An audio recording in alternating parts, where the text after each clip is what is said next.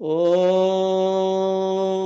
असतो मा सद्गमय तमसो मा ज्योतिर्गमय मृत्योर्मामृतं गमय।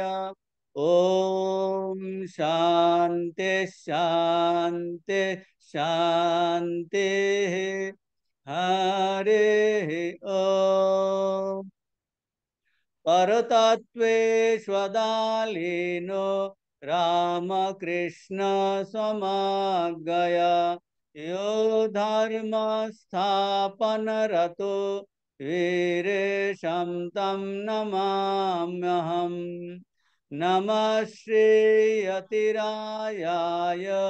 विवेकानंद सूरये सच्चेत् सुख स्वरूपाय स्वामिने तापहारिणे।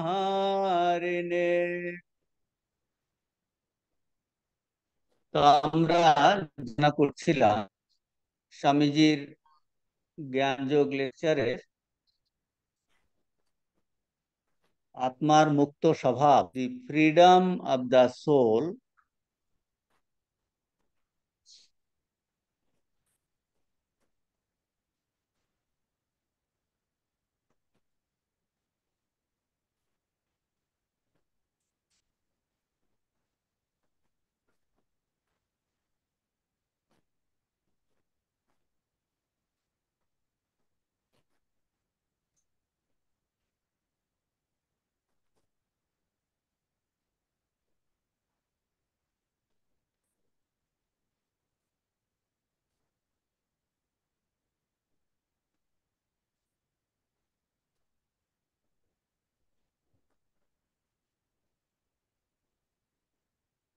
তো আমরা দি ওইটার সিনপসিস আমরা আলোচনা করছিলাম, the freedom of the soul, আত্মার মুক্ত স্বভাব। গত ক্লাসে আমরা বাংলা বইয়ের 189 ওই পর্যন্ত করেছি। আজকে বাকিটা করছি, তারপরে অন্য লেকচারে আমরা চেষ্টা করব। তাহলে স্বামীজি বলছেন যে সমস্ত ধর্ম প্রণালী, আগের সিনপসিসের পর থেকে আমরা করছি, সমস্ত ধর্ম প্রণালী একটা বিষয়ে একমত। কিসে একমত? আমাদের যে রাজ্য ছিল, আওয়ার ওন এম্পায়ার, আমাদের যে রাজ্য ছিল সেটা আমরা হারিয়েছি। এইটা বলছে সমস্ত ধর্ম সম্প্রদায় এই একটা বিষয় একমত, যে আমাদের যে রাজ্য ছিল তা আমরা হারিয়েছি। এখন তাহলে কাজটা কি? আমাদের এই হারানো রাজ্য পুনঃ ফিরে পাবার উপায় সম্বন্ধে বিভিন্ন উপদেশ দেন বিভিন্ন ধর্ম। তাহলে হারানো রাজ্যটা কি? হারানো রাজ্যটা কি চট করে এটা দিয়ে এই স্বামীজি দিয়ে এত কুইজ হতে পারে। আচ্ছা, হারানো রাজ্যটা কি? তাহলে এক কথায় কি হবে? হারানো রাজ্যটা আমাদের, হ্যাঁ, আমাদের দিব্য স্বভাব, আমাদের পবিত্র স্বভাব, যে আমরা স্বরূপত দিব্য স্বরূপ, উই আর ডিভাইন, পবিত্র। এইটা হবে একদম কারেক্ট উত্তর আমাদের। হারানো রাজ্য, সেটাকে বলছে হারানো রাজ্য। তাহলে সেটা আমরা হারিয়েছি। এখন এই সমস্ত ধর্ম সম্প্রদায় এই বিষয়ে একমত। এটা গত ক্লাসে আমাদের সিনপসিসে আলোচনা হয়েছে। তাহলে তফাৎটা কোথায়? সেই হারানো রাজ্য ফিরে পাওয়ার পদ্ধতি, উপায় নিয়ে বিভিন্ন মতবাদ আছে। সেটা স্বামীজি বলছেন ওই কোন কোন, কেউ কেউ বলেন, মানে কোন কোন ধর্ম সম্প্রদায় বলেন তোমাকে অনেক ক্রিয়াকলাপ করতে হবে, এই যাগযজ্ঞ করতে হবে, বা তোমাকে প্রতিমা পূজা, অর্চনা এইসব করলে হবে, বা বিশেষ নিয়মে তোমাকে জীবন যাপন করতে হবে। তাহলে কি হবে? তাহলে তোমার পুরনো রাজ্য উদ্ধার হবে, অর্থাৎ কিনা আমরা আমাদের দেব স্বভাব ফিরে পাবো। এইটা কেউ কেউ বলছে। আবার অন্য আর একটা কেউ কেউ বলেন, কেউ কেউ বলেন কোন সম্প্রদায়, যে একজন অলৌকিক পুরুষ আছেন, যিনি কিন্তু এই যে আমাদের প্রকৃতির অতীত, অলৌকিক পুরুষ, তার সামনে যদি তুমি কেঁদে কেঁদে প্রার্থনা করো, তার কাছে প্রার্থনা করো, তাহলেও তুমি পূর্ণ রাজ্য ফিরে পাবে। দেখুন কি সুন্দর স্বামীজি সিনপসিস করছেন সমস্ত ধর্ম সম্পর্কে। কেউ কেউ আবার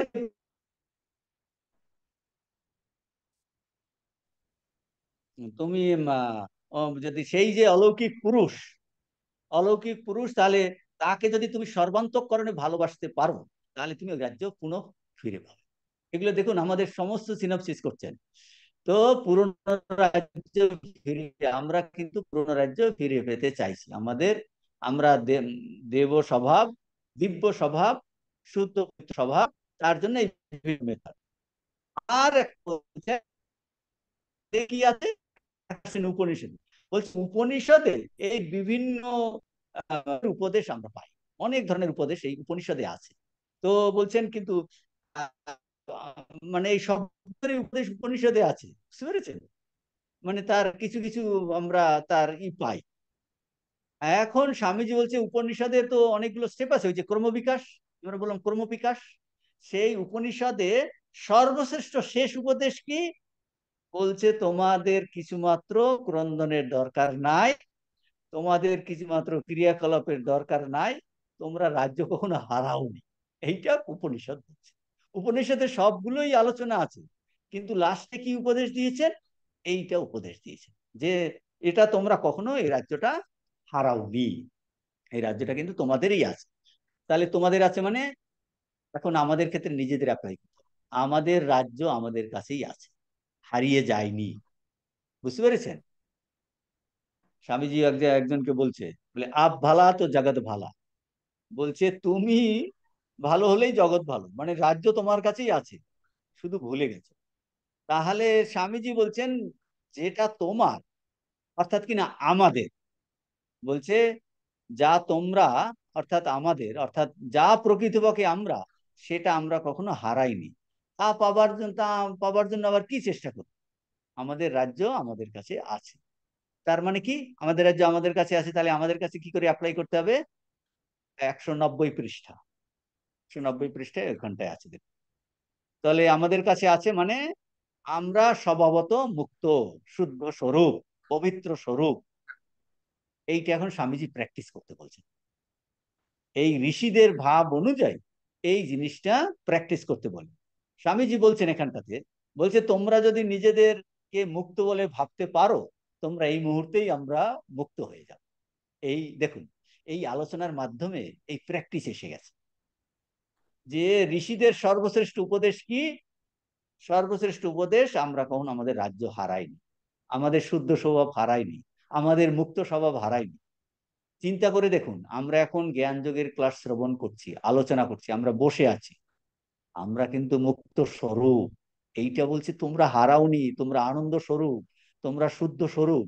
তো বলছেন এইটা সবসময় ভাবতে বলছেন, এই সময় ঠিক ঠিক ভাবতে পারলেই আমরা মুক্ত হয়ে যাব। আর যদি তুমি নিজেকে উল্টো ভাবো, বলে তাহলে উল্টোই থাকবে, অর্থাৎ বদ্ধ ভাবলে বদ্ধই থাকবে। তাহলে এখন তাহলে দুটো পক্ষ, এই দুটো পক্ষ কি দাঁড়াচ্ছে? স্বামীজি বলছেন তর্কের খাতিরে আমরা ধরেই নিচ্ছি, একটু যুক্তি দিয়ে সুন্দর করে বোঝাচ্ছেন। বলছে তর্কের খাতিরে আমরা ধরে নিলাম, ধরা যাক, কি ধরা যাক? এই মুক্ত ভাব আমাদের স্বভাব সিদ্ধ নয়। এই 190 পৃষ্ঠার ওই প্রথম প্যারাগ্রাফই আছে যে দেখুন আমরা এখন শুনছি, কিন্তু আমাদের মনে হয় না। আমরা তো ভাবছি মহারাজ আমাদের আম, নিজেদের তো খুবই ক্ষুদ্র মনে হচ্ছে, বদ্ধ মনে হচ্ছে, এই দুঃখ কষ্ট তো লেগেই আছে। তো আচ্ছা ঠিক আছে, স্বামীজি বলছে তর্কের খাতিরে ধরা যাক যে আমরা কি, আম, যে আমরা মুক্ত ভাবটা আমাদের স্বভাব সিদ্ধ নয়।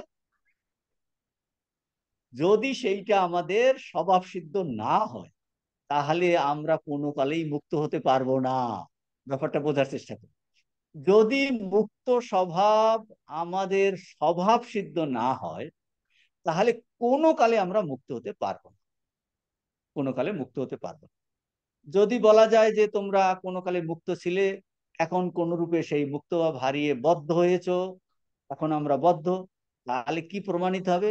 বলছে তোমরা তোমরা প্রথম থেকেই মুক্ত ছিলে না, বদ্ধ ছিলে, সেই জন্যই বদ্ধ হবেই। তুমি উল্টো যুক্তি দিয়ে বোঝাচ্ছে।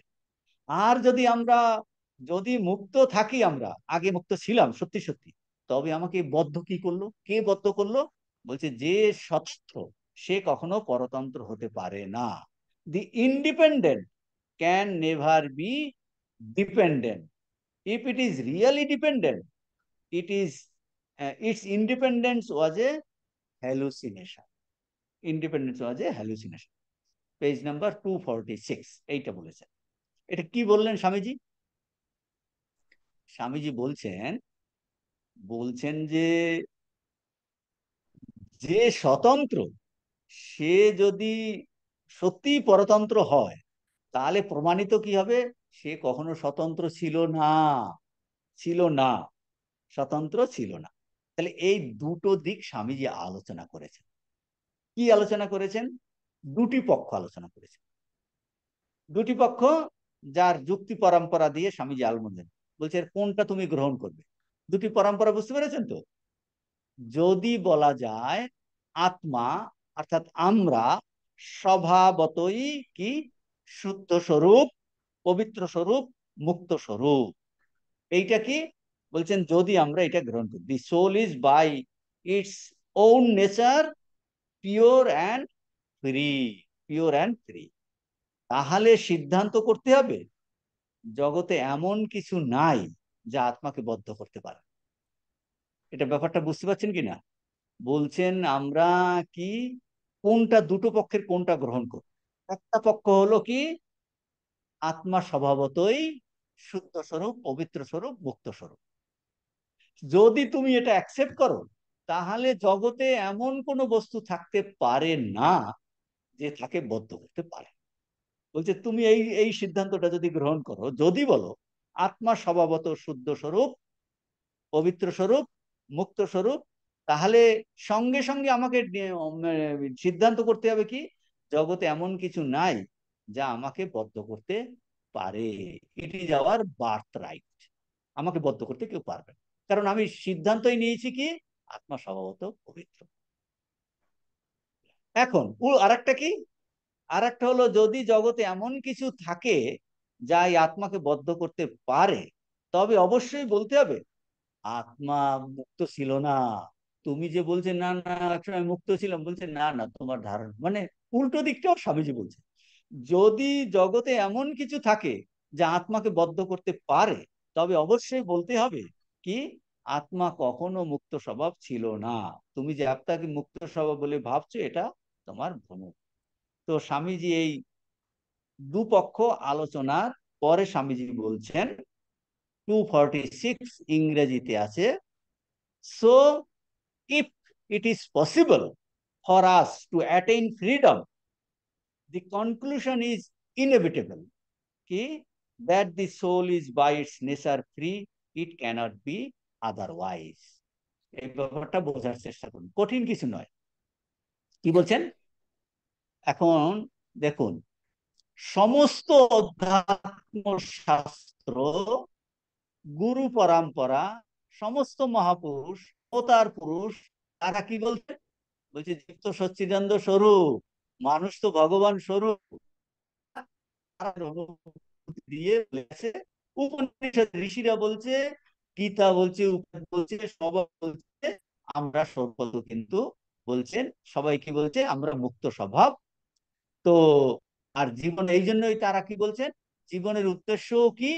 জীবনের উদ্দেশ্য হলো এই মুক্ত স্বভাব অনুভব করা। এইটা ঠাকুর সহজ কথাতে বলেছেন, মানব জীবনের উদ্দেশ্য হলো ভগবান লাভ করা। আর ভগবান কোথায়? বলছে ভগবান আমার, ভগবান আমার কি তিনি আমাদের স্বরূপ, আর সেটাকে উপলব্ধি করা এইটা।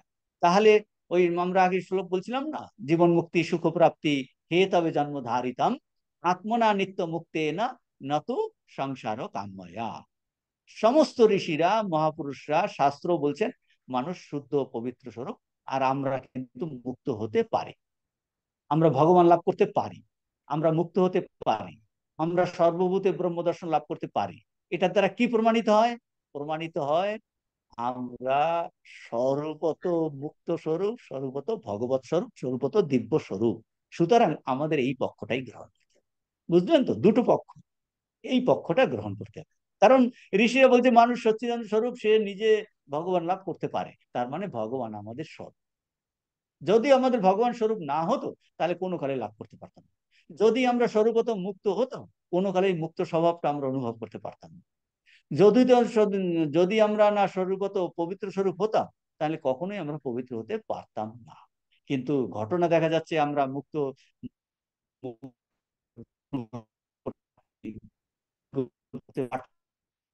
শুদ্ধ স্বরূপ উপলব্ধি করতে পারছি। এটার দ্বারা প্রমাণিত হয় আমরা প্রথমকেই শুদ্ধ স্বরূপ, পবিত্র স্বরূপ ভগবানের মধ্যে আছে। অতএব তাহলে স্বামী বলছেন 190 পৃষ্ঠা, তাহলে এই দুটো পক্ষের মধ্যে এই সিদ্ধান্ত গ্রহণ করতে হবে যে আত্মা স্বভাবতই মুক্ত। এই অন্যতম। এই দুপক্ষ আলোচনা করে কেন করছেন, এই জন্য সহজে এটা মেনে নিতে পারি না, সেই জন্য দুপক্ষের যুক্তি তর্ক দিয়ে আমাদের সুন্দর করে বোঝাচ্ছে। কারণ মানুষ স্বাভাবিকভাবেই তর্কপ্রিয়, তো যুক্তি দিয়ে বুঝতে চায়, একটু বুঝতে চায়, সেই জন্য স্বামীজি বোঝাচ্ছে। এখন স্বামীজি বলে, আচ্ছা মুক্ত স্বভাব ঠিক আছে, মেনে নিলাম, আমরা এই সিদ্ধান্তটা আমরা মানলাম। মুক্ত, তাহলে মুক্ত স্বভাবের অর্থটা কি? স্বামীজি এইটা বলছেন। মুক্ত স্বভাবের অর্থটা কি? দেখুন, ওই আগের কথা আবার যে আত্মা, মুক্ত স্বভাবের অর্থ কি? আত্মা যাবতীয় বস্তুর মুক্ত মানেই হলো আত্মা যাবতীয় বস্তুর অধীনতা থেকে মুক্ত। তো বুঝুন একটা জিনিস, মুক্ত মানে কি? মুক্ত মানে হলো যাবতীয় বস্তুর অধীনতা থেকে মুক্ত, অর্থাৎ বাইরের কোনো বস্তুই এর উপর কারণ রূপে কোনো কার্য করতে পারে না। এইটা আছে 190 সেকেন্ড, 90 পৃষ্ঠার সেকেন্ড প্যারাগ্রাফে। মুক্ত স্বভাবের অর্থ দেখুন। মুক্ত এই জিনিসগুলো দেখুন, অনেক জিনিস আমাদের প্রশ্ন আসে তো, আপনাদের মনে অনেক প্রশ্ন আসে না, এই যে প্রশ্ন উত্তর হয়। আচ্ছা মুক্ত বলতে কি বোঝায়, মুক্ত স্বভাব কি? দেখুন স্বামীজি উত্তর দিচ্ছে। মুক্ত স্বভাবের অর্থ হলো বাইরের কোনো জিনিস উপর কারণ রূপে কার্য করতে পারবে না, কোনো বস্তুর মানে যাবতীয় বস্তুর অধীনতা থেকে আমরা মুক্ত। এই তাহলে কি আত্মা কার্যকারণ সম্বন্ধের অতীত। আত্মা কার্যকারণ, কারণ কোন বস্তুর উপর যদি অন্য বস্তু কার্য করে বলে সেটা মুক্ত নয়, তাহলে প্রমাণিত কি হলো মুক্ত স্বভাবের অর্থ? আত্মা কার্যকারণ স্বভাবের অতীত। আর এইটা থেকেই কি আসে? এই ভাব থেকেই আত্মা সম্বন্ধে সব থেকে শ্রেষ্ঠ ভাব আসে কি? উচ্চ ধারণা আসে, সেটা কি? অমরত্ব। এই দেখুন আমাদের চ্যাপ্টারের নাম কি? আত্মার মুক্ত স্বভাব, অমরত্ব, ইমমর্টালিটি। তাহলে এই ভাব থেকে বলছে, এই কোন ভাব থেকে? আগের ভাবটা যে কার্যকারণ সম্বন্ধের অতীত, আমাদের প্রকৃত স্বরূপ কার্যকারণ সম্বন্ধের অতীত। আর এই ভাব থেকে কি এসে আত্মা সম্বন্ধে আরো উচ্চ ধারণা কি? অমরত্ব আসে। এখন স্বামীজি এটা আমাদের বুঝাচ্ছে, আত্মা অমর কেন? বলে আত্মা অমর এই কারণে, বাইরের কোনো বস্তু তার উপর কার্য করতে পারে না। আচ্ছা তাহলে আমি মর, মর মানে মৃত্যু ব্যাপারটা কি বুঝাই। আপনি যদি মৃত্যুটা বোঝেন, সে অমরত্ব বুঝতে পারবে। দেখুন কি সুন্দর বোঝাচ্ছেন স্বামীজি। বলছে তাহলে মর্টালিটিটা কি, মৃত্যুটা কি? মৃত্যু মানে, স্বামীজি বলছে মৃত্যু মানে বাইরের কোনো বস্তু কোনো কিছুর দ্বারা মৃত্যু মানে বাইরের বহিস্থ কোনো বস্তুর দ্বারা সম্বন্ধিত হয়। ধরুন এই যে ইতে আমাদের ওই যে ব্যাংককে কোথায় এখন ভূমিকম্প হলো না, দেখুন কত বিল্ডিং এর মৃত্যু হলো কিনা, লোকজনের মৃত্যু হলো কিনা, আমি উদাহরণ দ্বারা বোঝাচ্ছি। তার মানে কি বিল্ডিংটা একজন মানুষের উপর পড়ে গেছিল, সেই জন্য বাইরের একটা জিনিসের উপর পড়লো কিনা। দেখুন বিল্ডিংটা, তার মানে মৃত্যু মানে কি? মৃত্যু মানে বহিঃস্থ বস্তু উৎপাদিত হচ্ছে। যেমন আমি যদি খানিকটা বিষ পান করি, স্বামী উদাহরণ দিচ্ছেন, বিষ পান করি তাতে আমার মৃত্যু হলো, বহিঃস্থ কোনো বস্তু আমার দেহের উপর কার্য করে। বই বাইরের প্রচন্ড কম্পন বিল্ডিং এর উপর কার্য করলো, বিল্ডিংটার মৃত্যু হলো। এত বড় বিল্ডিং দাঁড়িয়ে ছিল, মৃত্যু হয়ে গেল। এত লোকের জীবন্ত ছিল, তার উপর বিল্ডিং চাপে পড়লো, মৃত্যু হলো। এখন তাহলে একটার উপর আর একটা কার্য করছে। যদি এইরকম আত্মার উপর কোনো বস্তু কার্য করে, ভূমিকম্প কার্য করে, আত্মার উপর ধরুন এই ভূমিকম্প করছে, আত্মার উপর এইরকম বড় একটা 100টা বিল্ডিং পড়ে গেল, তাহলে আত্মার উপর যদি তখন আত্মার যদি নড়চড় হয়, বলে যদি আত্মার উপর এরকম বাইরের বস্তু কার্য করে তাহলে আত্মাও তো বদ্ধ।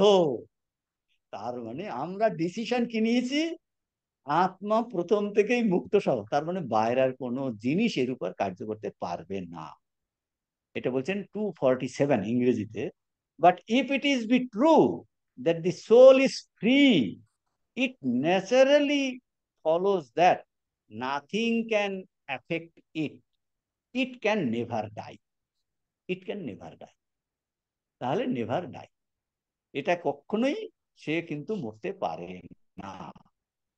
তাহলে এই ওই ওই তিন চারটা শব্দ ইউজ করেছেন 247-এ। ফ্রিডম মানে মুক্ত স্বভাব, ইমমর্টালিটি অমরত্ব, ব্লেসেডনেস আনন্দ স্বরূপত্ব, all dependent upon the soul being beyond the law of causation, beyond the মায়া।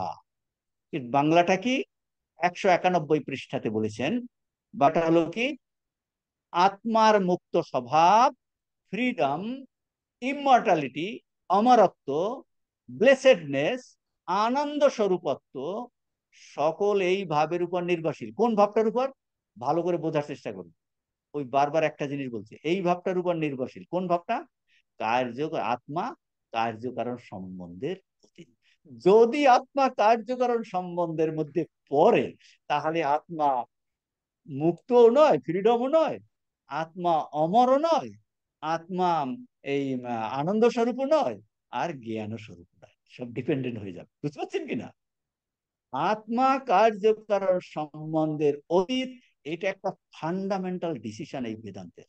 সমস্ত কার্যকারণ আমাদের ক্ষেত্রে কি করে অ্যাপ্লাই হবে দেখুন।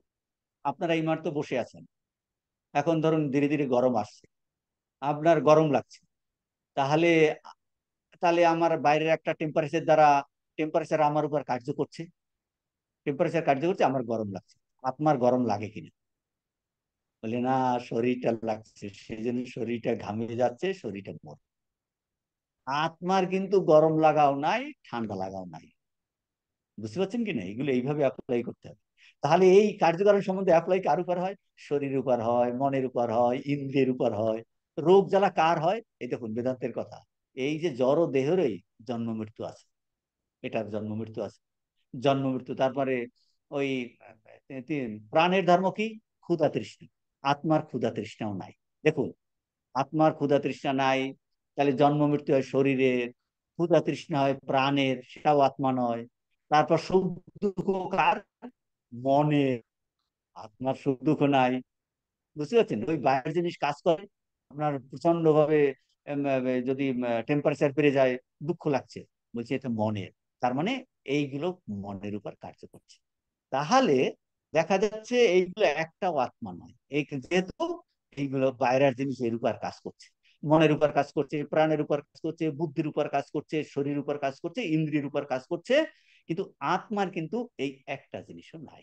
সেই জন্য আত্মা সর্বদা মুক্ত স্বরূপ, অমর স্বরূপ, আনন্দ স্বরূপ, জ্ঞান স্বরূপ, কার্যকারণ সম্বন্ধের অতীত। ওরে তোর কার্যকারণ সব অকারণ, তোর কার্যকারণ সব অকারণ সেখানে। হ্যাঁ, তো স্বামীজি বলছেন, পুনঃ বলছেন ওই জিনিসটাই ভালো করে বুঝিয়েছেন পরে আবার, যে আমার স্বভাব প্রথমেই আমরা আমরা মুক্ত স্বরূপ, কাজে আমরা মুক্ত স্বরূপ উপলব্ধি করতে পারি। আর যদি তুমি বলো এখন বদ্ধ হয়েছে, এই বোধ হচ্ছে, বাস্তবিক মুক্ত ছিল না, বলছে ওটা ভুল ধারণা। তোমার তাহলে তুমি কোনো কালে মুক্ত ছিলেই। কিন্তু ডিসিশন হচ্ছে আত্মা স্বরূপত শুদ্ধ মুক্ত স্বরূপ ছিলাম, আছি, আগেও মুক্ত ছিলাম, এখনো আমরা বসে জ্ঞান যোগের ক্লাস শুনছি, এখন আমরা মুক্ত।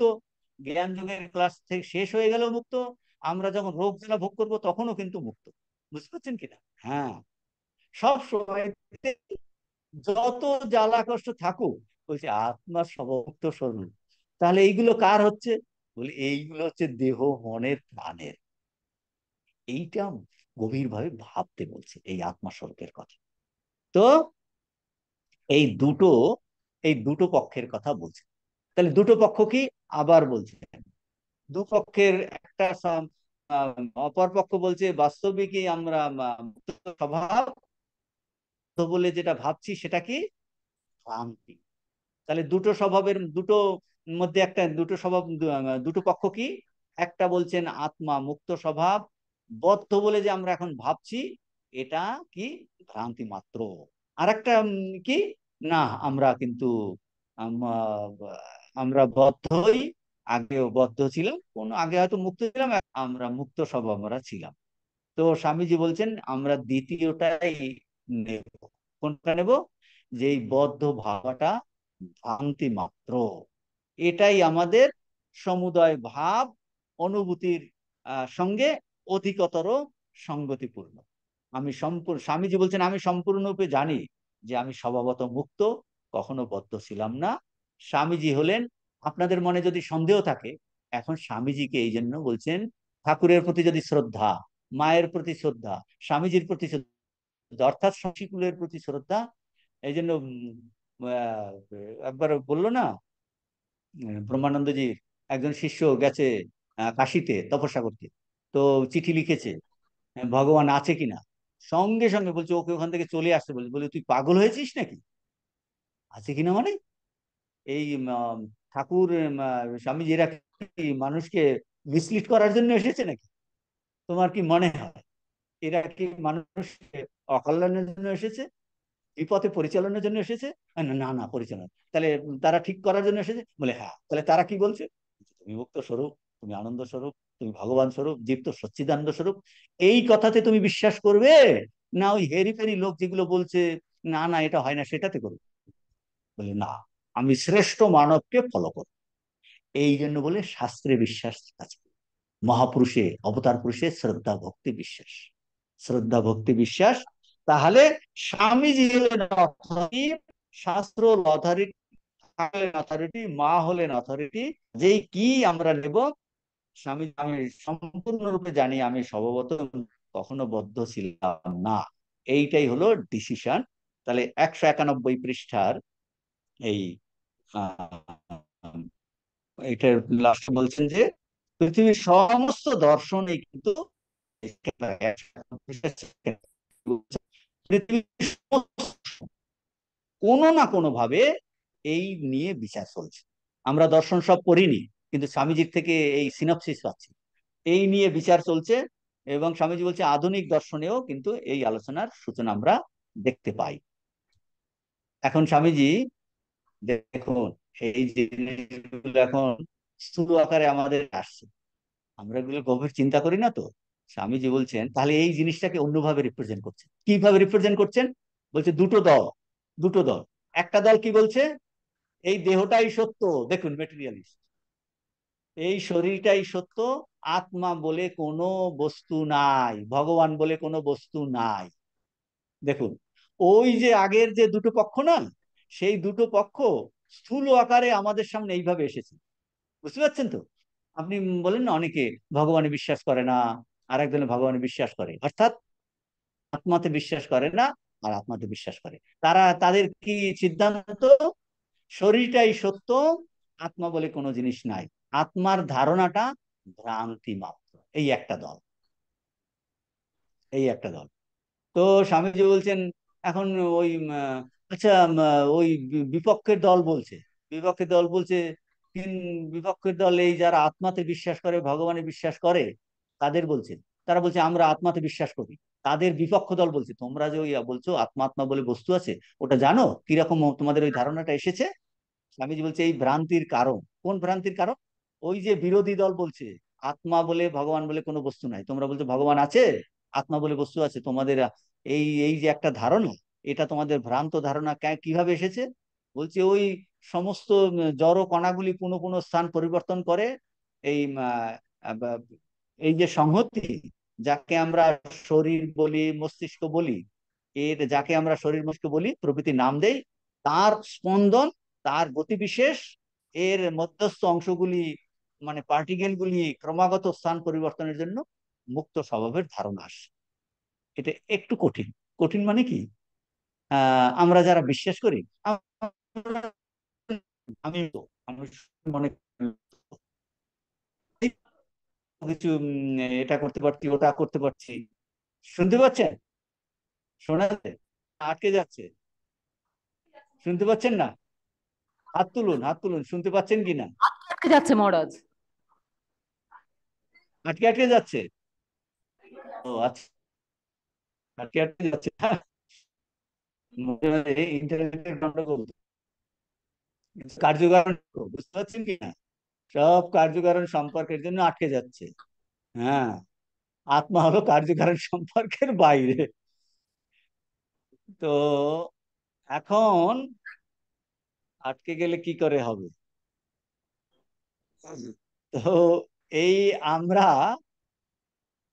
আমরা বলছেন, ওরা বলছে আমাদের এই আত্মার ধারণাটা যে তোমরা মুক্ত, ধারণাটা এখানে এসেছে।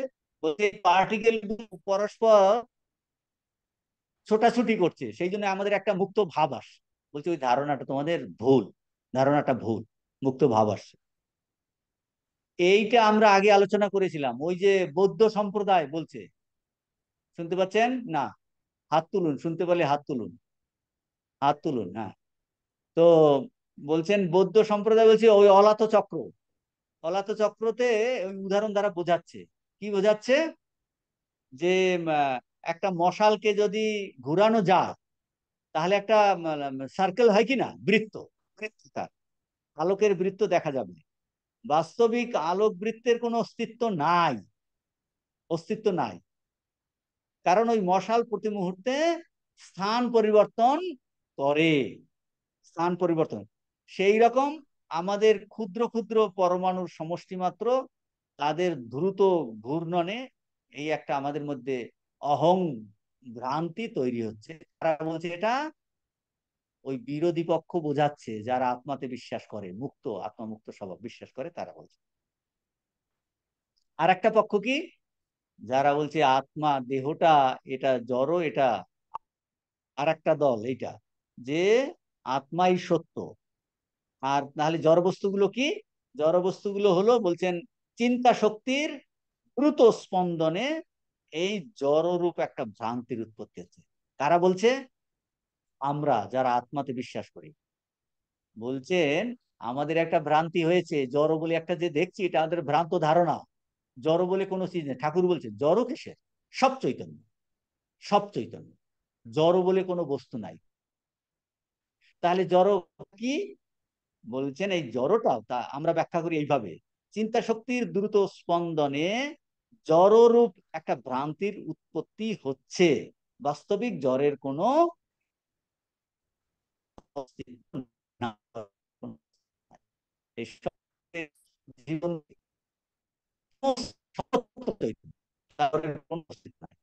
তাহলে দুটো পক্ষ। এক পক্ষ বলছে আত্মা ব্রহ্মাত্র, মানবের পবিত্র ও মুক্ত স্বভাব ব্রহ্মাত্র। একটা পক্ষ বলছেন কি, জড়টা মানে যারা আত্মাতে বিশ্বাস করে জড় ব্রহ্মাত্র, বদ্ধ বা ব্রহ্মাত্র, বন্ডেজ ইজ এ ডেলিউশন।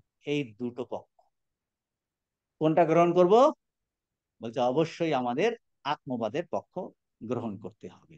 এটা কোথায়? এই 191 এর লাস্টে দেখুন, 191 192 এ গিয়ে এই আলোচনাগুলো আছে, এই আলোচনাগুলো আছে।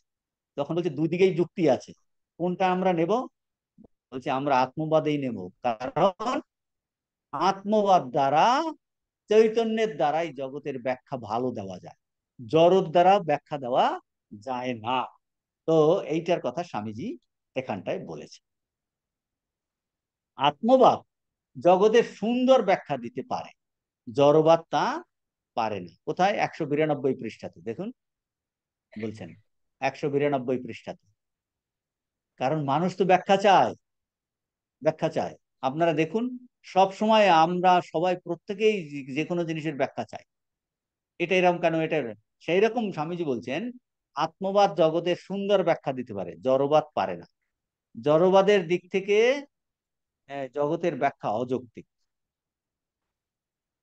তাহলে আবার স্বামীজি দেখুন, অনেক জিনিস স্বামীজি বলছেন। আগে দুটো জিনিস স্বামীজি আলোচনা করেছিলেন, দুটি পক্ষ। কি আলোচনা ছিল? আত্মার মুক্ত স্বভাব আর বদ্ধ স্বভাব সম্বন্ধে। আর এখনকার বিচার কি করছেন? জড়বাদ ও আত্মবাদের তত্ত্ব। কেউ বলছে দেহটাই সত্য, জড়টা সত্য, কেউ বলছে আত্মবাদ, আত্মাই সত্য। বলছে এই যে জড়বাদ আর আত্মবাদ, ওটা ওই ওই আগের যে আলোচনা ছিল না, আগের কি আলোচনা ছিল? আত্মার মুক্ত স্বভাব আর বদ্ধ স্বভাব। বলছে ওই তারই স্থূল রূপ হলো জড়বাদ ও আত্মবাদের তত্ত্ব। জড়বাদ বলছে দেহ সত্য, আত্মবাদ বলছে আত্মা সত্য, চৈতন্যই সত্য। স্বামীজি বলছেন সমস্ত দর্শনকে সূক্ষ্মভাবে বিশ্লেষণ করলে দেখা যাবে এই দুই মতের সংঘর্ষ চলছে। আমরা বেশিরভাগ দর্শন পড়িনি, কিন্তু স্বামীজি এত সমস্ত পড়ে আমাদের সঙ্গে জিসটা রাখছেন।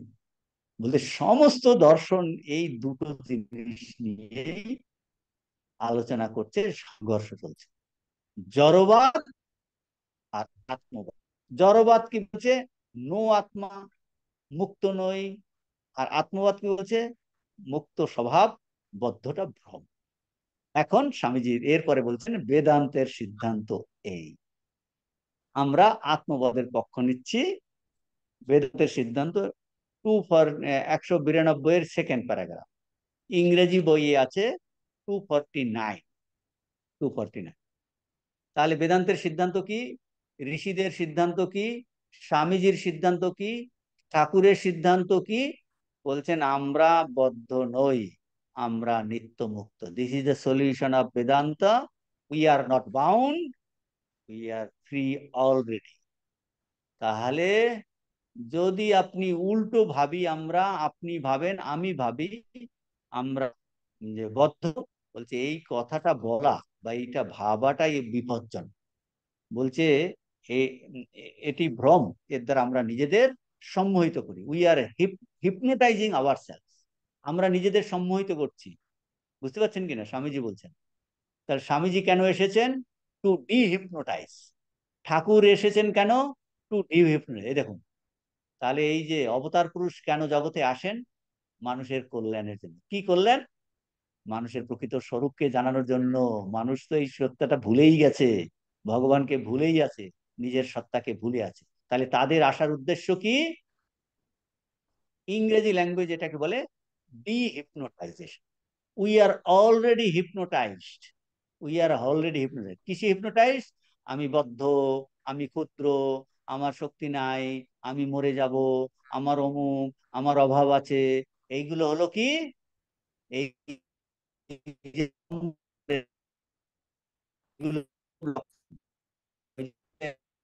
রুগী, সে তার জ্বর হয়েছে, বলছে আমি এক গ্লাস তেঁতুলের জল খাবো। আপনি কি বলবেন?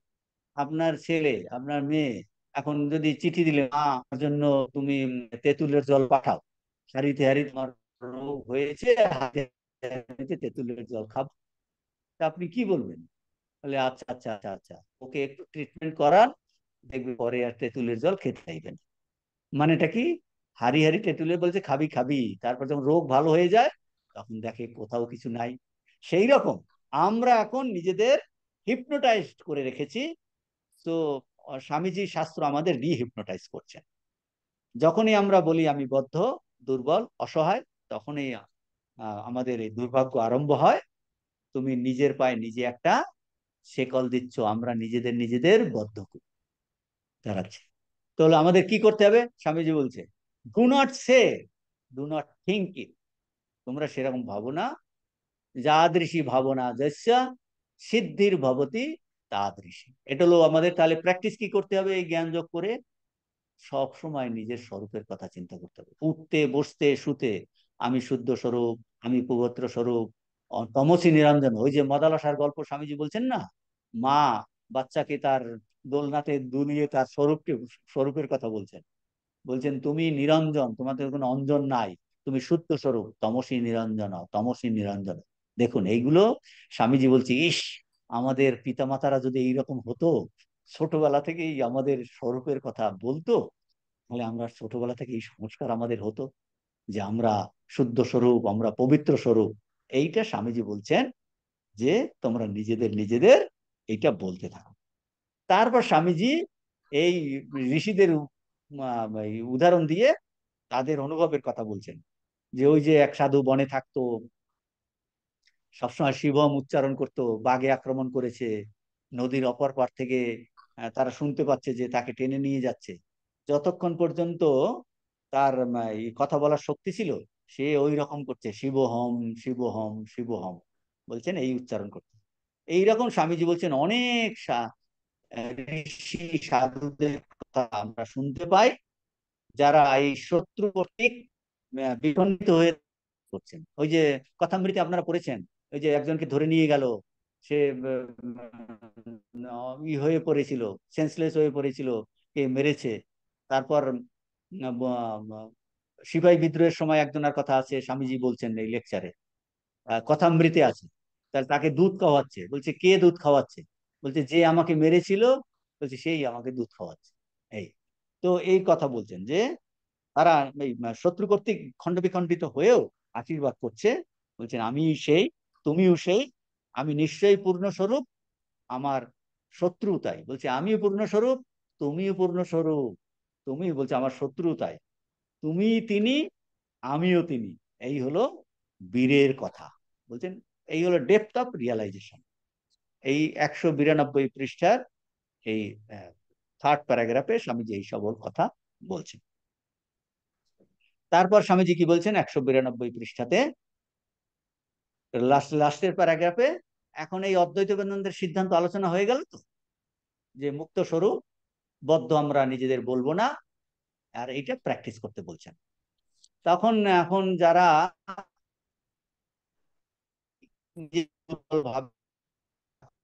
অদ্বৈত বেদান্তের সিদ্ধান্ত বলার পরে স্বামীজি বলছেন যে অন্যান্য যে দ্বৈতবাদের মধ্যে যে অপূর্ব মহৎ ভাব আছে, তার কথা স্বামীজি একটু আলোচনা করছেন, এবং তাদের লিমিটেশনও বলছেন, সীমাবদ্ধতা দেখাচ্ছেন। তারা কি কি আইডিয়াটা কি, যে এই জড় প্রকৃতির বাইরে আমাদের উপাস্য প্রেমাস্পদ যে সগুণ ঈশ্বর, সেই বিষয়ক মতবাদ। স্বামীজি বলছেন এই সগুণ মতবাদ বলছেন আমাদের প্রাণকে শীতল করে। সগুণ মতবাদ সবসময় আপনাকে বুঝতে হবে কি, ভগবান আমার থেকে আলাদা, আলাদা, তিনি আমাকে ভালো রাখেন, অমুক করেন, এটা দেন ওটা দেন, সমস্ত দেন। বলছেন এটা, এই সব মতবাদ আমাদের শীতল করে, কিন্তু স্বামীজি বলছেন এটা অনেক সময় আফিং এর নেশার মতো অস্বাভাবিক, কারণ অনেক সময় আমাদের দুর্বলতা আনায়ন করে। কেন? আমরা পরিবর্তন করতে চাই না, সব দোষ অন্যের উপর চাপাই। তো স্বামীজি বলছেন যে দুর্বলতার দ্বারা তুমি কখনো সবল হতে পারবে? অন্ধকারের দ্বারা কখনো অন্ধকার দূর হয়? তো এই কথাগুলো স্বামীজি, আর বেদান্ত কি বলছেন, আমাদের এখন স্বামীজি বলছেন আমাদের এখন দরকার শক্তি সঞ্চারকারী বাণী, এবং তা কেবল এই অদ্বৈত বেদান্ত দিতে পারে। কি বেদান্ত কি বলছেন? Weakness is the cause of all misery, দুর্বলতাই সংসারের সমুদয় দুঃখের কারণ। Weakness is the cause of all misery, বলছে আমরা দুর্বলতার জন্যই যত দুঃখ ভোগ করি, দুর্বলতাই দুঃখ ভোগের কারণ। Weakness is the one cause of suffering, আমরা যে এত দুঃখ ভোগ করি দুর্বলতার জন্য। দুর্বল বলেই মানুষ বলছেন চুরি করে, ডাকাতি করে, উই লাই, উই স্টিল, কিল, এগুলো বুঝতে, এগুলো ব্যাখ্যা। ধরুন একজনে মিথ্যা কথা বলে, এই তুমি এটা কেন করেছো? না না, তুমি করেছো? না না। সঙ্গে সঙ্গে মিথ্যা কথা বলবে কেন? যদি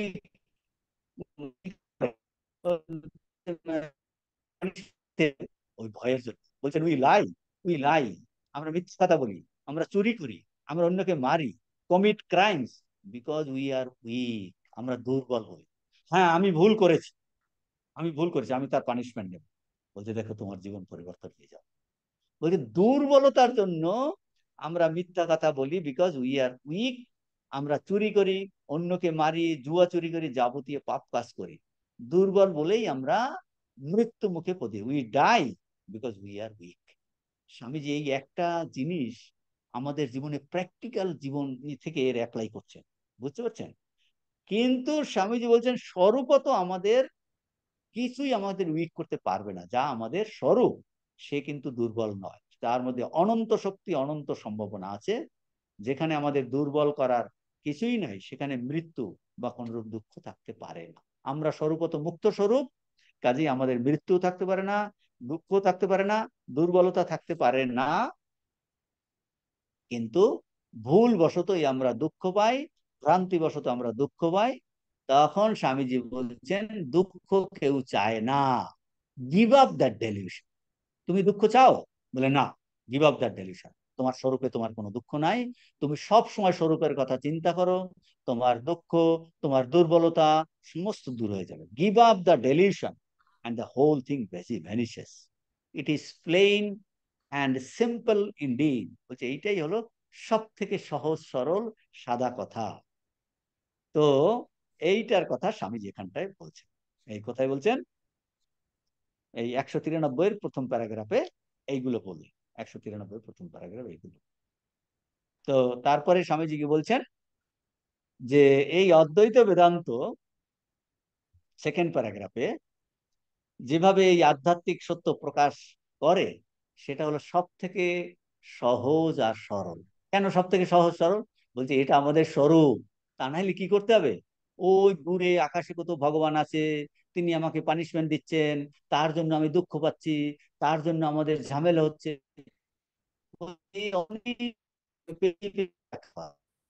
আর এই বেদান্ত, অদ্বৈত বেদান্ত কিভাবে ব্যাখ্যা করছে সত্য প্রকাশ? বলছে আমার জন্য আমি দায়ী, আমি যদি দুঃখ পাই, বলছে আমার দুর্বলতা জন্য। তুমি দুর্বলতা দুঃখ করো, বলছে তোমার দুঃখ নাই। ব্যাখ্যা কোথা থেকে আসছে? বলছে আমার এখান থেকে। বলছে অত্যন্ত সহজ আর সরল। আপনাকে অন্যের উপর অন্যের সাহায্য নিতেই হবে না এই ব্যাখ্যা করার জন্য। তো স্বামীজি বলছে অনেক সময় এই তত্ত্বগুলো প্রচার করা হয় নাই, এবারে ভারতেও এই তত্ত্ব তেমন ভাবে প্রচারিত হয় নাই, ইংল্যান্ডে তো দূরের কথা, উন্নত কথাই নেই। এটা একটা ভুল ডিসিশন হয়েছে। কেন এইরকম একটা এই তত্ত্বগুলো প্রচার করা হয়নি? স্বামীজি বলছে এর একটা কারণ আছে। কারণ বলছেন যে আচার্যরা এই অদ্বৈত তত্ত্ব এইটার প্রচার কেন বেশি করেননি, শিক্ষা, তারা ভাবছে এইটা সার্বজনীন করা যেতে পারে না। কেন? বলছে কারণ এই যে যে চূড়ান্ত ডিসিশনে তারা উপনীত হয়েছিলেন, বলছে সেইটার দিকে নজর না দিয়ে তারা যে যুক্তিতর্কের মাধ্যমে এই সিদ্ধান্তে এসেছেন, সেই যুক্তিতর্কগুলো একটু কঠিন।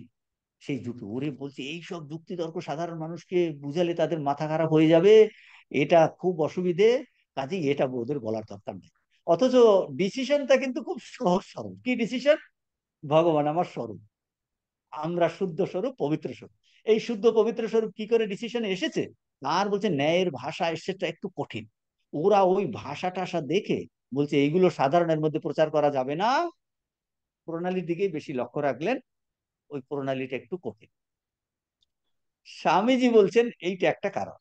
আর একটা বলছেন, বলছে এই বলছে এই দর্শন যদি এই সবার মধ্যে প্রচার করা যায় যে আমি হলাম সেই ভগবান স্বরূপ, আমি শুদ্ধ স্বরূপ, পবিত্র স্বরূপ, বলছে তাহলে অত্যন্ত এই নৈতিক শিথিলতা এসে যাবে। শিথিলতা এসে যাবে কি? বলছে আমরা ইমোরাল হয়ে যাব। কারণ বলছে আমাকে আর শাসন করার মতো কেউ থাকলো না, আমি আমি যা ইচ্ছা করবো। এই দেখো, এই কথাগুলো ওই যে দক্ষিণেশ্বরে একজন সাধু এসেছিল না, ঠাকুর দক্ষিণের পন্ডিতে, তার নামে অনেক চলছে, সে অন্য উল্টো পাল্টা কিছু কাজ করছিল। তখন ঠাকুর বলছেন আরে কি তুমি তো বেদান্ত চর্চা করো, তোমার নামে এসেছি। তখন বলছে দেখো সব মিথ্যা, আমি ই করে দিচ্ছি, জগৎ জগৎ তো এই ব্রহ্ম সত্য জগৎ মিথ্যে, এ তিন কাল মে হ্যাই নেই। কাজেই তুমি আমার নামে যেসব কথা শুনছো ওগুলো মিথ্যা। তখন ঠাকুর যে ভাষাতে তার সপিণ্ডীকরণ করেছেন, তার মানে কি, এরা হলো, এরা ঠিক ঠিকভাবে বেদান্ত পালন করছে না।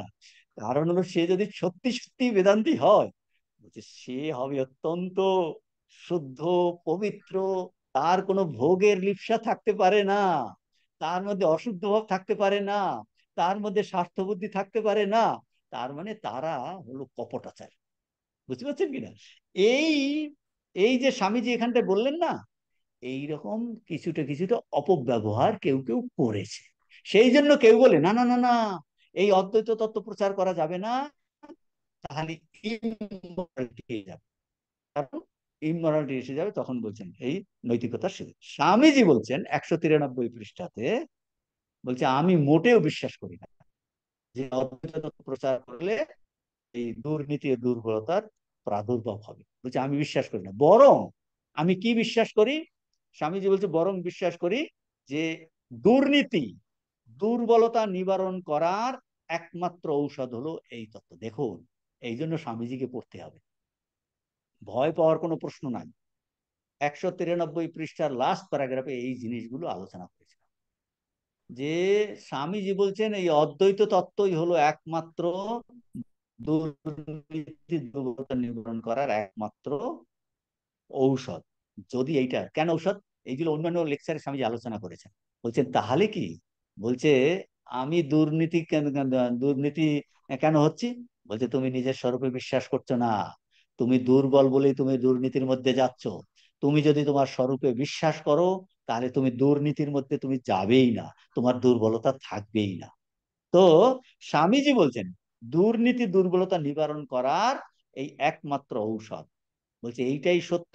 বলছে এই আমরা শুদ্ধ স্বরূপ, পবিত্র স্বরূপ, অমৃত স্বরূপ, কাজেই এই রকম যেমন অমৃতের স্রোত আমাদের মধ্যে আছে, তাহলে লোককে কেন তুমি পঙ্কিল জল খেতে দিচ্ছ, এইরকম অমৃতের সাগর আমাদের মধ্যে প্রবাহিত হচ্ছে, অমৃত স্বরূপ, অমৃতের স্রোত বইছে, তখন তুমি কেন এই পঙ্কিল জল পান করাচ্ছ। এটাই সত্য, এটাই যদি সত্য হয় যে সকলই শুদ্ধ স্বরূপ, তাহলে বলছে এইটাই তো প্রচার করা উচিত। স্বামীজি বলছেন সাধু অসাধু, নর নারী, ছোট বড়, ঝাড়ুদার ধনী, বলতে সবাইকেই এই শিক্ষা দেওয়া উচিত। বলছেন কি, আমরা শিক্ষিত, একজন অশিক্ষিত, একজন সে একদম জারোয়া, সেই আন্দামান নিকোবর দ্বীপপুঞ্জে, বলছে সবাই কিন্তু স্বরূপতে এই শুদ্ধ স্বরূপ, আমরা সেই শুদ্ধ স্বরূপ। আমি রাজার রাজা, আমা অপেক্ষার বড় রাজা নাই, আমি দেবতার দেবতা, আমা অপেক্ষা বড় দেবতা নাই। তো সেটা সমস্ত জীবে একই সেই তত্ত্ব, ব্রহ্ম হতে কীট পরমাণু, সর্বভূতে সেই প্রেমময়, সর্বভূতে সেই প্রেমময়। তো এরপর আমাদের বর্তমান অবস্থার মনের অবস্থাটা বলছেন, বলছেন আমরা এটা বড় কঠিন বলে কেন হয়, দেখুন আমাদের এইসব পড়ে টরেও কঠিন মনে হচ্ছে। বলছি এটা আমাদের নেহাতি কুসংস্কার, আমরা ঠিক ঠিক জিনিসটা অভ্যাস করিনি, বড় কঠিন কাজ বলে বোধ হতে পারে। 194 পৃষ্ঠাতে আছে, যেটা খুবই কঠিন কার্য বলে আমাদের মনে হয়। আমরা প্রায় শেষের দিকে এসেছি। তো আমাদের এই কঠিন কার্য বলে মনে হতে পারে, এটা স্ট্রেঞ্জ বলে মনে হতে পারে। স্বামীজি বলছে এর কারণ কি, কঠিন কেন মনে হয়, স্ট্রেঞ্জ কেন মনে হয়, এর কারণ হলো যে বলছেন আমাদের কুসংস্কার। এই যে কুসংস্কার, অন্য কারণ নয়। তখন সেটা উদাহরণ দিয়ে স্বামীজি বোঝাচ্ছেন, দীর্ঘদিন ভালো খাবার না খেতে খেতে বলছেন দেখুন সুস্বাদু খাদ্য খাওয়ার অনুপযুক্ত করে ফেলেছে, বুঝতে পারছেন তো? বলছেন কদর্য দুষ্পাচ্য খাদ্য খেয়ে উপবাস করে করে আমরা এখন সুখাদ্য আর খাওয়ার অনুপযুক্ত হয়ে পড়েছি। এইগুলো শুনলেই আমাদের কিরকম লাগে, কারণ উল্টো পাল্টা শুনেছি তো, তুমি দুর্বল, তোমার শক্তি নাই, তুমি পাপী, তোমার এই বলছি, এইগুলো শুনে শুনে আমি আমি নিজেকে পাপী ভাবছি, আমি দুর্বল ভাবছি, আমার দ্বারা কোনো কাছেই কোনো কর্ম সম্ভব নয়, এইরকম ভেবে ভেবে আমরা এইরকম করে ফেলেছি। বলছে নেহাতেই এটা একটা কুসংস্কার, ভুল অভ্যাস। তাহলে কি করতে হবে, সাহস ভরে এগিয়ে যেতে হবে, ঠিকটা অভ্যাস করতে হবে, সেইটাই বলছেন। সো উইথ, বলছেন এটাও একটা সুপারস্টিশন। সব কেসের ক্ষেত্রে, ওই যে ভূত মানার ক্ষেত্রে, ভূতের উদাহরণ দিয়েছেন, মেনি পিপল টোল্ড। তো অনেকে বলছে, যদি স্বামীজি এর পরে ইংরেজিতে আছে, যে যদি একজন শয়তান না থাকে তাহলে ধর্ম কি করে টিকবে। Many people told Swamiji, how can there be religion without a devil, how can there be a religion without someone to direct us. ওই যে সগুণীশ্বর, তিনি আলাদা থাকেন, তিনি একটা লাঠি নিয়ে বসে আছেন, আমি কিছু করলেই আমাকে মারবেন, আমাকে অমুক করবেন। বলছে এইরকম যদি একদম যদি না হয়, ধর্ম কি করে হবে, ধর্ম কি করে হবে। বলছেন how can we live without being rule, যে আমাকে একজন শাসন না করলে আমি কি জীবন ধারণ করব। তো স্বামীজি বলছেন we are not happy until we feel we have been reprimanded by somebody everyday. বলছে এইটাই কুসংস্কার। কুসংস্কার, আমাকে একজনে যদি গালিগালাজ না দেয়, আমাকে যদি একজনে সবসময় ই না করে, তাহলে আমার ভালো। বলছে তুমি নিজেই নিজের ruler, take the whole responsibility on your own shoulder. তুমি সকালবেলাতে ঘুম থেকে উঠতে পারছো না, বলছি ইউ আর রেসপন্সিবল। তুমি জব ধ্যান করতে পারছো না, ইউ আর রেসপন্সিবল। তোমাকে বলো না না না অন্য আমার ছেলের রোগের জন্য করতে বলছি, বলছে you are responsible, take the whole responsibility on your own shoulder. Vedanta বলছে, বলছে অন্য কোনো কিছুর জন্য দায়ী নয়। তো স্বামীজি বলছে আলটিমেটলি আমাদের এই রিয়েলাইজেশন আসবে, but how ever treble it may be SIM now, the time will come when we shall look back, each one of us, smile at every one of this superstition which covered the pure and eternal soul. এই বিভিন্ন ভাবে যুক্তি দিয়ে স্বামীজির এই ঋষিদের অনুভব, তাদের সঙ্গে স্বামীজির নিজের অনুভব, এই বেদান্তের চূড়ান্ত সিদ্ধান্ত স্বামীজি বললেন যে আত্মা সর্বতই মুক্ত স্বভাব চিরকাল। আমাদের টাইটেলটা হলো আত্মার মুক্ত স্বভাব। আর বললেন যে কিছু পূর্ব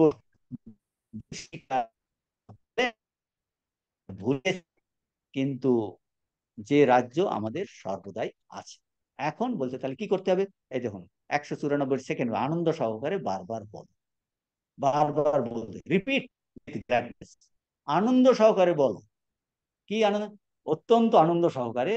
তাই জন্য বলে জব ধ্যান করার সময় না, এই জব ধ্যান করার সময় খুব বলছি খুব অল্প করো, আনন্দের সঙ্গে। শোনা যাচ্ছে না? শোনা যাচ্ছে না? শোনা যাচ্ছে না? হুম, কেটে যাচ্ছে। কেটে যাচ্ছে, আমাদের ক্লাসটাও শেষ হয়ে যাচ্ছে। ঠিক আছে। তো আনন্দ সহকারে বলতে বলছেন, সত্যানুভূতির শক্তি নিয়ে বলতে বলছেন, আমি মুক্ত, আমি মুক্ত সাম। অধ্যয়ন করার সময় কি বলেন না, বলুন না, ভালো করে শুনতে পেলাম না ওই জায়গাটা। ও ওই জায়গাটা বলতে শুনতে পাননি? মানে এই গীতাতে একটা শ্লোক আছে, তম আহ, তম বিদ্যাৎ দুঃখ সংযোগ বিয়োগম যোগ সঙ্গীতম সনিশ্চয়েন যোক্তব্য যোগ অনির্বিন্ন চেতসা। অনির্বিন্ন চেতসা মানে উইথ আনডিপ্রেসড মাইন্ড। আনডিপ্রেসড মাইন্ড নিয়ে এই কর্ম যে কোনো যোগ করতে বলছে, কর্মযোগ, ভক্তিযোগ, Rajyoga.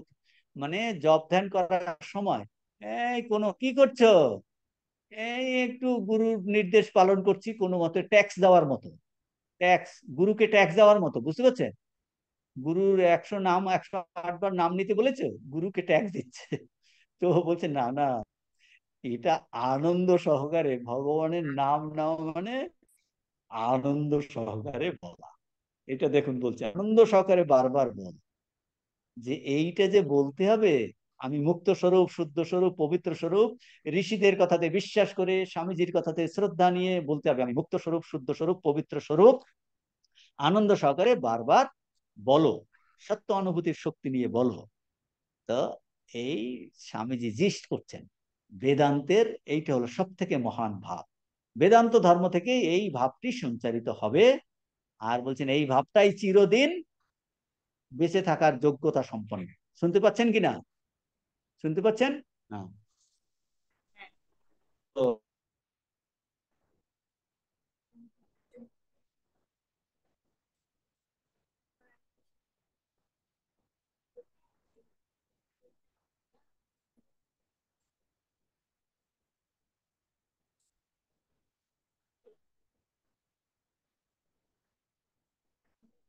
idea will come out of Vedanta and এই ততটাই একমাত্র বেঁচে থাকার সুখদেব, ব্যাসদেব, রামচন্দ্র, শ্রীকৃষ্ণ সবাই বলে গেছে কি এই ইটারনাল সত্যটা, সত্য ট্রুথটা বলেছে। সেই জন্য বলছেন দেখুন ট্রুথটা, this is the truth and truth is eternal, is eternal and truth itself teaches us that it is not the property of, special property of anybody.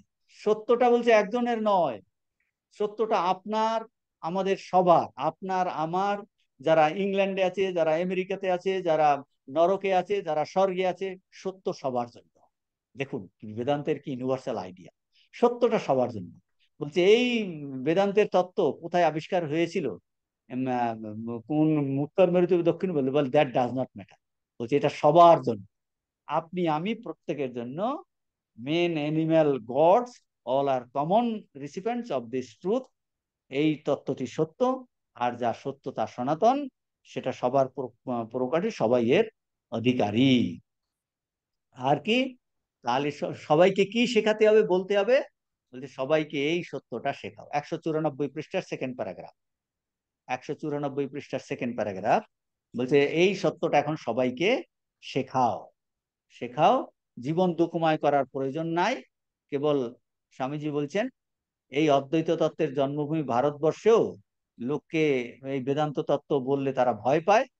তারা বলে এগুলো সন্ন্যাসীদের জন্য, সংসার ত্যাগ করে যারা বনবাস করে, এই তত্ত্বের অভ্যাস ঠিক ঠিক তাদের জন্য ঠিক আছে। আমরা তো গৃহস্থ, আমাদের কোনো ধর্মকর্ম করতে গেলে আমাদের কিন্তু ভয়ের দরকার, আমাদের ভয়ের দরকার, ক্রিয়াকাণ্ডের দরকার। স্বামীজি বলছেন দেখো, তোমাদের ভয়ের দরকার, ক্রিয়াকাণ্ডের দরকার। বলছে দ্বৈতবাদ অনেকদিন জগৎকে শাসন করেছে, তাতেও আমাদের দুঃখ কষ্ট যাচ্ছে না। একটা নূতন এক্সপেরিমেন্ট করে দেখা যাক। ঋষিদের অনুভব অনুযায়ী নূতন কি এক্সপেরিমেন্ট? আমরা শুদ্ধ স্বরূপ, আমরা পবিত্র স্বরূপ, এটা হলো নূতন experiment. Each soul is potentially divine, the goal is to manifest the divine. আমরা আনন্দ স্বরূপ, আমরা পবিত্র স্বরূপ, সেইটা বলছেন একটা নতুন পরীক্ষা করে দেখা যাক। 194 থার্ড প্যারাগ্রাফে বলেছেন, ইংরেজি 254, বলছেন নূতন পরীক্ষা করে দেখা যাক, অর্থাৎ অদ্বৈত তত্ত্ব। বলছে এটা হয়তো আমাদের মানুষের পক্ষে ধারণা করতে অনেক সময় লাগতে পারে, কিন্তু আমাদের কোনো না কোনো দিন শুরু করতে হবেই। জীবনে যদি 20 জন মানুষকেও তা বলতে পারে, বড় কাজ। তাহলে আর একটা জিনিস লাস্টে এইটা করে স্বামীজি বললেন, শেষ করবেন। বলছেন যে এটা তো ঠিক ভালো কথা। কি ভালো কথা? 194 পৃষ্ঠার 4র্থ প্যারাগ্রাফ, যে আমি শুদ্ধ স্বরূপ, আনন্দ স্বরূপ, এটা মুখে কথা বেশ ভালো কথা, কিন্তু জীবনে তো আমি সর্বদা এটা দেখাতে পারি না। বুঝতে পারছেন তো? আপনি এতক্ষণ আলোচনা হলো আমি শুদ্ধ স্বরূপ, পবিত্র স্বরূপ, আনন্দ স্বরূপ, কই আমি তো এটা দেখাতে পারছি না। কাজে এর থেকে প্র্যাকটিস না করা ভালো। স্বামীজি বলছেন, দেখুন কি সুন্দর উত্তর দিয়েছেন। বলছে আদর্শটা সবসময় কঠিন। ওই যে আমরা উদাহরণ দিলাম না, বাচ্চা ছেলেটা হাঁটতে পারছে না, সেই জন্য কি সে হাঁটবে না? হাঁটতে হাঁটতে পড়ে যাচ্ছে, ঠ্যাং ভেঙে, ঠ্যাঙে ব্যথা হচ্ছে। বলছে আকাশ, চন্দ্র কোথায় আছে, সূর্য কোথায় আছে? উপরে। বলছে আমরা সবাই সূর্যের দিকে তাকাবো না, চন্দ্রের দিকে তাকাবো না? না, ওটা তো অনেক দূরে, কোনো কালে যেতে পারবো কিনা। বলছে দেখুন, আদর্শ সবসময় বড় কঠিন। জগতে প্রত্যেকটা শিশু জন্মগ্রহণ করে, দেখতে পায় মাথার উপর আকাশ বহু দূরে। দি ideal is always very hard. কিন্তু তাই বলে কি আমরা আকাশের দিকে তাকাবো না, আকাশে যেতে যাওয়ার চেষ্টা করব না? মানে অবশ্যই চেষ্টা করব। বলছে কুসংস্কার দিকে গেলেই সব ভালো হয়ে যাবে? না না, আমি আকাশের দিকে তাকাবো না, আমি সূর্যের দিকে তাকাবো না, আমি সবসময় মাটির দিকে, নোংরার দিকে তাকাবো। বলছে তাহলে কি তুমি কোনো কালে আনন্দে থাকবে?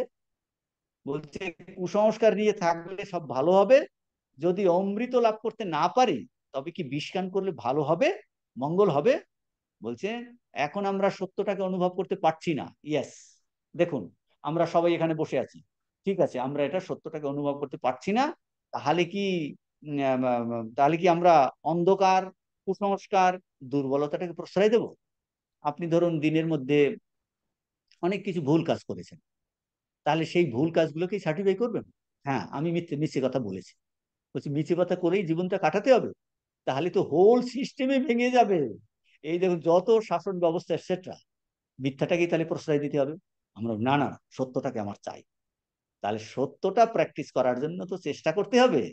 সত্যটা করার জন্য বলছে সত্যকে অনুভব করতে পারছি না বলে কি আমরা সেদিকে যাব না?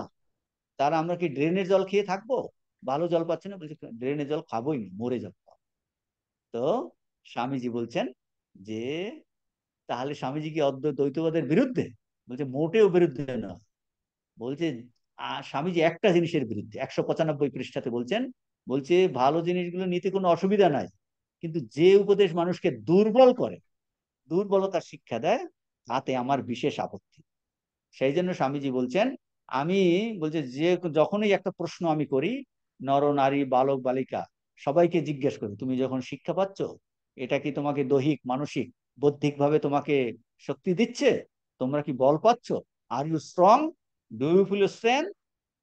আর বলছেন, এইটা তুমি নিজে জিজ্ঞেস করো। আপনি যে কোনো জায়গায় যান, যে কোনো অনুষ্ঠান করুন, যা কিছু করুন, আপনি শক্তি পাচ্ছেন কিনা এই প্রশ্ন নিজেকে করতে হবে। শক্তি পাচ্ছেন কিনা? আর শক্তি কে দেবে? বলছে একমাত্র সত্যটাই শক্তি দিতে পারে, আর সত্য একমাত্র প্রাণপ্রদ। Truth alone gives strength. আর সত্যের দিকে যদি আপনি না যান, আমরা শক্তিশালী হব না, বীর্যবান হব না। আর বীর না হলে সত্যকে পাওয়া যায় না, বীর না হলে সত্যকে পাবে না, সত্যের দিকে না গেলে আমরা বীর্যবান হব না। স্বামীজি বলছেন, I know it is truth alone that gives strength. I know that truth alone gives life, and nothing but going towards reality will make us strong, and none will reach truth until he is strong. মানে আমাকে শক্তিশালী হতেই হবে এই এই সত্য জিনিসটা পাওয়ার জন্য। তাহলে এই জিনিসটা বলছেন, যে প্রণালী, যে পদ্ধতি মানুষকে দুর্বল করে, যে শিক্ষা দুর্বল করে, যে কথা মানুষকে দুর্বল করে, যে জিনিস মানুষকে কুসংস্কার বিশিষ্ট করে তোলে, মানুষকে অন্ধকারে হাতড়ায়, বলছে মানুষকে বিকৃত মস্তিষ্ক সম্পন্ন করে তোলে, আজগুবি আজগুবি জিনিসের দিকে নিয়ে যায়, স্বামীজি ওই সমস্ত প্রণালীকে পছন্দ করেন না। তার বিরুদ্ধে রীতিমতো স্বামীজি যুদ্ধ ঘোষণা করছেন, কারণ এটা মানুষকে ক্ষতি করে, মানুষের উপর এর প্রভাব অত্যন্ত ভয়ানক।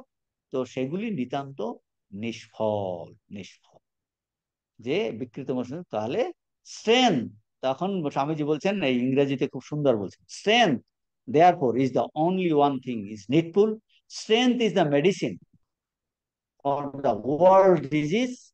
আমাদের আবশ্যক এখন একমাত্র শক্তি। শক্তি, এই শক্তি একমাত্র পার্থিব দুর্ভোগের মহৌষধ। তখন বলছেন যে দরিদ্রগণ যখন ধনীদের দ্বারা পদদলিত হয়, শক্তি তাদের দরকার। এখন কোথা থেকে শক্তি আসবে?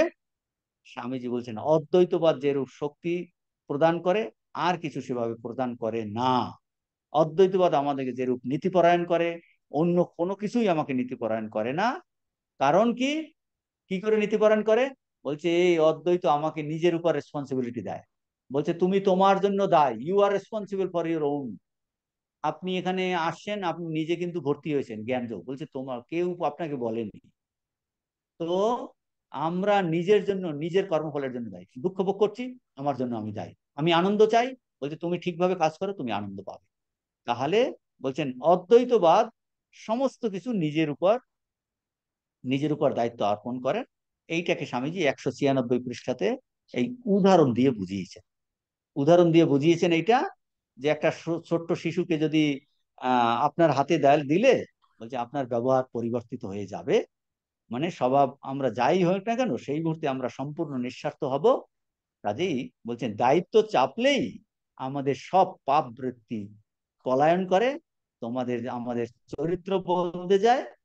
যখন সমুদায় দোষ, আমাদের সমুদায় দোষ অপর কারোর উপর আমরা চাপাতে হয় না, কোনো শয়তান বা ঈশ্বর কাউকে আমাদের দোষের জন্য আমরা দায়ী করি না, তখনই আমরা যথাভাবে ভালো কাজ করতে পারি। আমি আমাদের অদৃষ্টের জন্য দায়ী, আমি আমার নিজের শুভ অশুভের কর্তা, আমি শুদ্ধ আনন্দ স্বরূপ। সব বিরোধী ভাবগুলি আমাদের বর্জন করতে হবে। এইটা স্বামীজি বলছেন আলটিমেটলি বেদান্তের সিদ্ধান্ত।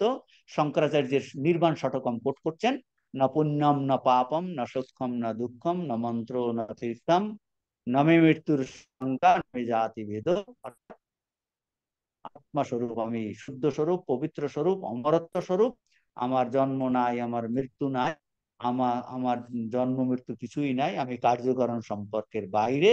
বলছে এইটাই একমাত্র প্রার্থনা, তব আমাদের অবলম্বনীয়।